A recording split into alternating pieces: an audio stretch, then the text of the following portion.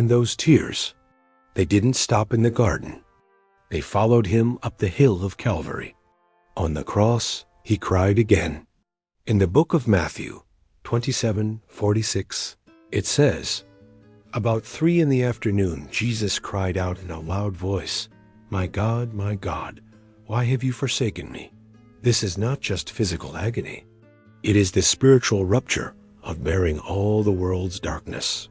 The tears of abandonment, the silence of heaven. The one who had never been separated from the Father now felt alone. Why? So that you would never have to be. In that cry, in that breaking, in that moment of divine anguish, love reached its climax. The Son of God wept the tears we should have wept, bore the punishment we should have carried, felt the sorrow we were drowning in, and turned it into salvation. But the story doesn't end in pain. Because 3 days later, he rose. And though the risen Christ no longer weeps in grief, his compassion remains. The book of Hebrews 4:15 says, "For we do not have a high priest who is unable to empathize with our weaknesses." He still understands. He still feels. He still intercedes.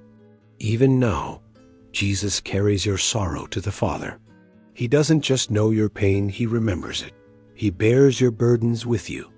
Maybe you've cried in the dark, thinking no one saw. Maybe you've wept over your failures, your broken relationships, your silent battles. But you were never alone. The Son of God has cried too. He wept for his friends. He wept for his people. He wept for his mission. And he weeps for you, still not in despair, but in love that never gives up. So if you ever wonder what breaks the heart of the Son of God, it's not your weakness. It's not your doubts.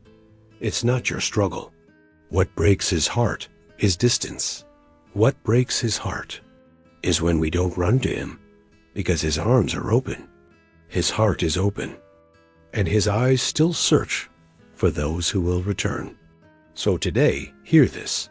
The same eyes that cried in Bethany, the same voice that wept in Gethsemane, the same heart that broke on Calvary, now beats for you. Come to him. Let his tears be the proof of how deeply you are loved.